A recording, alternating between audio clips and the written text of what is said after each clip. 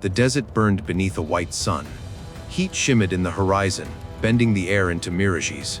And from that mirage, a small banner rose, the golden Chris of Jerusalem, carried by 500 knights riding into legend. Their leader was 16 years old. His hands, wrapped in silk bandages, could barely hold the reins. His face was hidden behind a silver mask. Yet in that November morning in 1177, this dying boy would face the greatest army Islam had ever gathered, 26,000 warriors under the command of Saladin, the sword of faith and empire. To every witness, it seemed madness. The numbers alone defied reason, one man for every 52. Even the wind seemed to whisper surrender. But Baldwin the Leper King, felt no fear. Perhaps because he could no longer feel anything at all. He raised his bandaged hand toward the blinding sky. Sunlight caught the metal Chris and his crown, scattering gold across the helmets behind him. Today, he said, we stand where history will remember. And so 500 knights charged toward 26,000, toward death, toward immortality. In that instant, the Holy Land held its breath. Sand on faith, flesh on steel, destiny on disease, all collided in one battlefield that would echo through centuries. The Battle of Montgisard was about to begin. If you believe that courage can defy reason, that a single spark can outshine an empire, stay with us. Because what happened next would change the story of faith and war forever. Before the dust of Montgisard ever rose, the Holy Land was already dying. For nearly 80 years, the Crusader kingdoms had clung to the eastern shore of the Mediterranean like a flame in the wind. They were born out of faith and fear, fortresses of stone and devotion built by men who believed God himself had sent them to hold Jerusalem. But by 1177, that faith was faltering. One by one, the great castles of Outremer had fallen. The deserts swallowed their banners. The pilgrims' roads grew empty. In the markets of Jerusalem, merchants whispered that the kingdom's glory was ending, that even God had turned his face away. The reason had a name, Saladin. To the Muslim world, he was Salar ad-Din Yusuf ibn Ayyub, the warrior of unity, the scholar of faith. To his enemies, he was simply the sword of Islam. At 40 years old, he had achieved what centuries of sultans could knit, uniting Egypt and Syria under a single banner. His armies stretched from the Nile to the Euphrates. His reputation rode before him like a sandstorm. Cities surrendered at the sight of his standard. Facing him was a kingdom ruled by a boy. Baldwin IV of Jerusalem, crowned at 13, was already dying. Leprosy, the medieval curse, had claimed his nerves, his skin, his strength. What it could not touch was his mind. The disease that ribbed him of touch sharpened his will like tempered steel. He studied maps, memorized terrain, and learned to see what others overlooked. His courtiers whispered he was cursed. His enemies said his illness was proof of divine punishment. But those who met him spoke of a strange light in his eyes, a calm that unnerved even seasoned generals. In an age of superstition, he was a living paradox, a dying child who ruled men, a broken biddy that commanded belief. Across the deserts of Palestine, rumors spread that Saladin was gathering a force unlike any seen since the First Crusade. 26,000 mounted warriors, 8,000 of them elite Mamluks, soldiers raised from childhood to fight, to kill, to never retreat.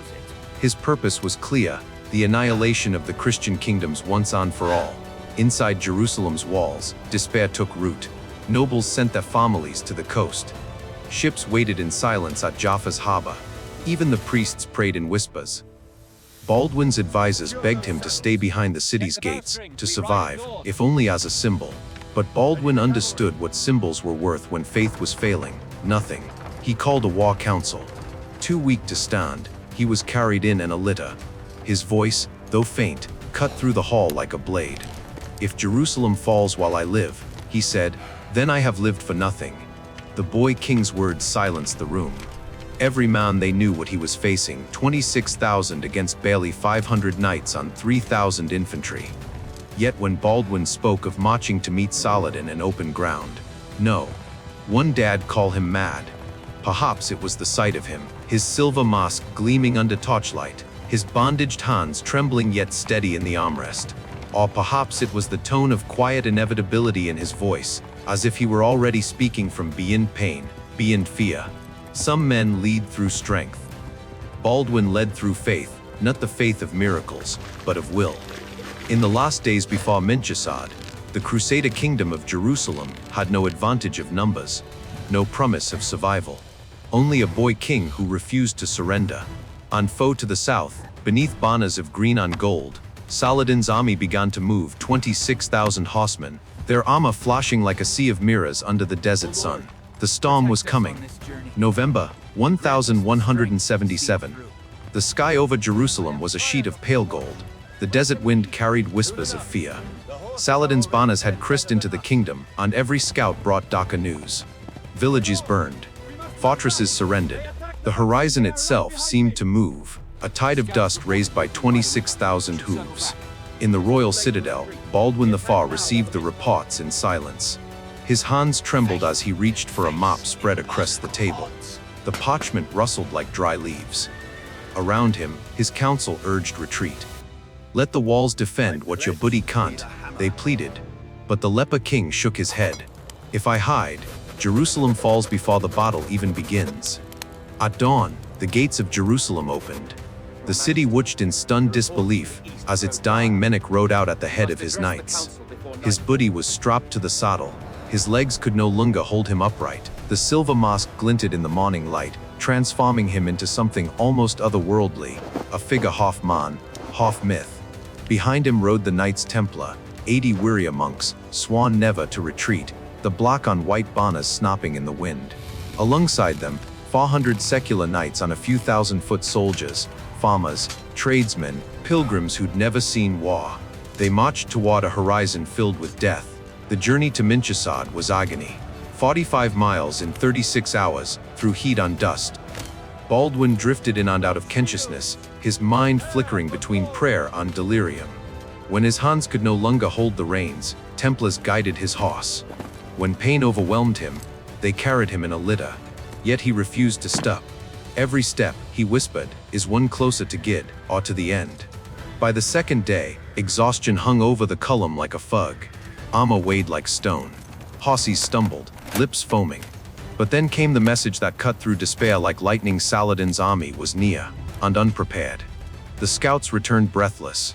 The enemy was scattered across the plains near Montgisard, spread wide for foraging, their discipline relaxed. Saladin believed Baldwin trapped behind Jerusalem's walls. He had left his rear exposed. The realization struck Baldwin's commanders with both hope and dread. Yes, the Sultan's army was vulnerable, but still vast, 26,000 strong. Attacking meant suicide. Waiting meant annihilation. In that moment of doubt, Baldwin's voice, hoarse and cracked, broke the silence. David faced Goliath with faith, he said. We faced 26,000 with Gid. The Templar Grand Master Odo Ducent. Amand lowered his head, then let us be his hammer. That night, the Crusaders camped in eerie silence. The moon hung like a blade above the dunes. Men whispered prayers. Some wrote hurried letters to families they would never see again. Baldwin sat apart, wrapped in a cloak against the cold. His physician begged him to rest. Instead, the young king stared into the desert, listening to the faint tremor of distant hooves. They think we are ghosts, he murmured. Tomorrow, we show them they are right. At dawn on November 25th, the desert was unnaturally still. A thin mist clung to the sand, softening the edges of the world. From a rise overlooking the plain, Baldwin and his knights saw the impossible, Saladin's vast encampment, its tents scattered, guards half asleep, horses untethered. The Leper King turned to his men. You see their numbers. I see their weakness. The sun rose, slow and merciless, casting the battlefield in gold. Beneath that light, fear and faith became indistinguishable. The knights adjusted their armor, tightened their grips in the lances. Some kissed their cresses, others clenched their teeth. Baldwin raised his bandaged hand. The gesture trembled, yet the meaning was unmistakable. When I lure it, he said, ride as if the world ends today. The Templar horn sounded, a single, piercing note that rolled across the plains like thunder. 500 knights began to move, hooves striking the earth in unison, a rhythm of fate. From the dunes beyond, Saladin's army stirred. Prepared. The Leper King whispered the final words only his squire could hear. May history bear witness. The charge had begun.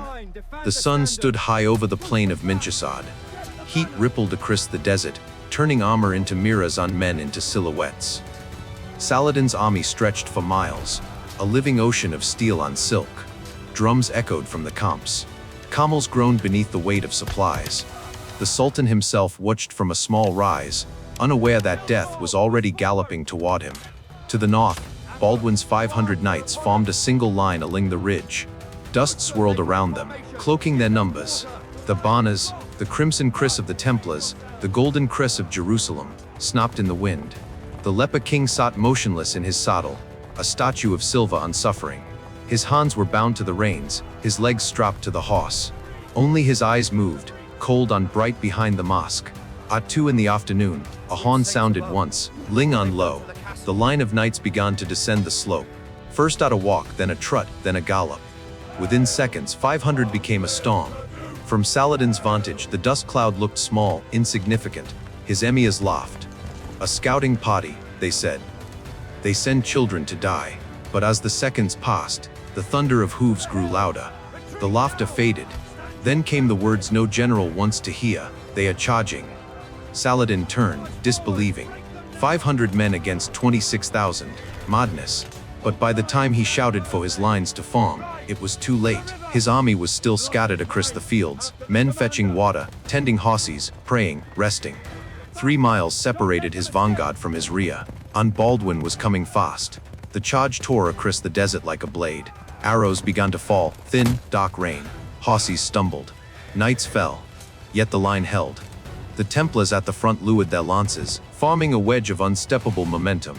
They shouted one phrase, again and again, Des Vault, good wills it. At 200 yards, the first ranks of Muslim cavalry formed, a wall of shields and spears. But panic rippled through their horses. The sound, the speed, the sheer audacity of the attack shattered the discipline. Animals reared, riders shouted, the wall fractured. Then came the impact. It was not a clash, it was an explosion. Wood splintered, steel screamed. The Templar wedge punched through Saladin's center like an iron spear, scattering Mamluks and guardsmen alike. Men vanished beneath hooves. Spears broke, lances snapped. Swords rose and fell in flashes of silver. Saladin's banner dipped as his bodyguard reeled. The Sultan dripped his golden mace, stunned by what he saw. 500 knights tearing through the heart of his army as if possessed. He shouted for his men to reform, but his voice was drowned by case. Behind the Templars came the second wave, Baldwin's remaining knights, bloodied and roaring. Their horses, half dead from exhaustion, fought like beasts from another world. Baldwin rode among them, bound to his saddle, sword raised high. His bandaged hand trembled, but his gaze never wavered. He was no longer the sick boy of Jerusalem. He was the embodiment of every desperate prayer rooted within its walls. For 2 hours, the desert became a furnace of screams on steel. The Crusaders cut through Saladin's center again and again, widening the breach. The Sultan's left wing faltered, then broke. Panic spread like fire through dry grass. Soldiers threw down weapons. Camels bolted. The sky filled with dust and terror. Baldwin's infantry, hidden behind low ridges, now rose and struck the Muslim flank. To Saladin's men, it seemed new armies had materialized from the sand itself. "We are surrounded," they cried. The belief became truth. At 3 o'clock, the battle turned from case to rout. Saladin's right wing collapsed entirely. His personal guard, 2,000 elite Mamluks, tried to hold the line. For a moment, they stemmed the tide. Then Baldwin gave the order that sealed their fate. He pointed his sword toward the center and whispered forward. The Templars obeyed without hesitation. 12 knights under Grand Master Odo Descent. Amun charged into a formation of 500 Mamluks. The collision shattered the line.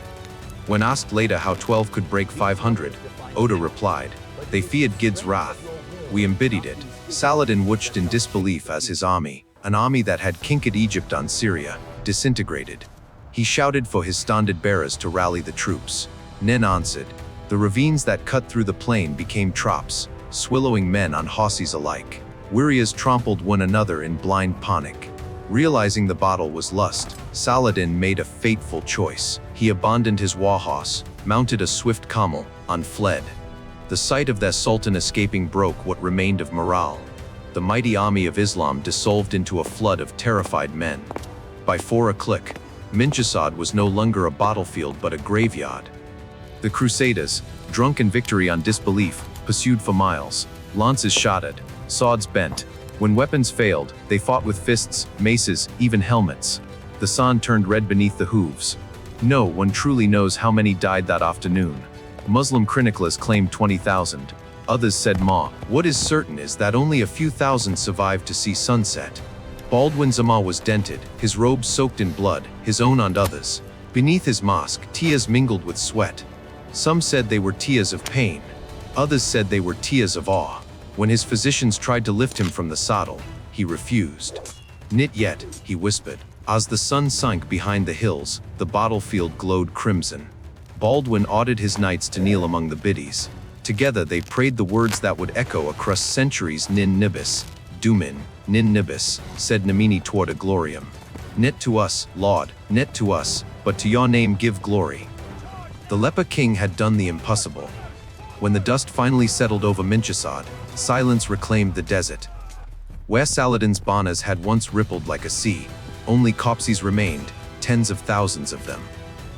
The ravines that had swallowed his army now ran thick with the weight of the fallen. The air itself carried the metallic scent of history. Baldwin Faw, the Leper King, was lifted from his saddle at last. His body was broken beyond repair, his hands bleeding through the silk wrappings. Yet as his knights surrounded him, expecting death, he smiled behind the silver mask. "Pain," he whispered, "is the price of service." In that moment, even his enemies took note. Muslim chroniclers wrote of the day as divine punishment proof. They said, "That arrogance defies heaven." Christian monks called it a miracle. Historians, centuries later, would call it something else: leadership against the impossible. For Saladin, Montgisard was more than defeat. It was humiliation. The invincible sultan fled with barely 2,000 survivors. The legend of his invincibility, built over decades, shattered in one afternoon. It would take him 10 years to rebuild his strength, and 10 years to erase the fear that a dying boy had coved into his name. But even victories fade. Baldwin's own body would soon betray him completely. Blind, crippled, eaten alive by his disease, he ruled 8 more years, each a defiance of mortality. When he finally died at 24, Saladin himself is said to have whispered, "I feared that man more than any army." The sands of Montgisard hold no monuments. The wind has erased the tracks of kings and soldiers alike. Yet the lesson remains: courage needs no health, no fortune, no numbers. Only faith in something greater than fear. History is not made by numbers, nor by the strong, but by those who refuse to yield when reason says they should. The sands of Montgisard have long since cooled, yet the echo of that impossible charge still rides the wind. If stories of courage, conviction, and the will to defy the impossible move you, stay with us. Because beyond every battle and every king lies something greater, the timeless question of what it means to be human. Subscribe and journey with us through the echoes of history.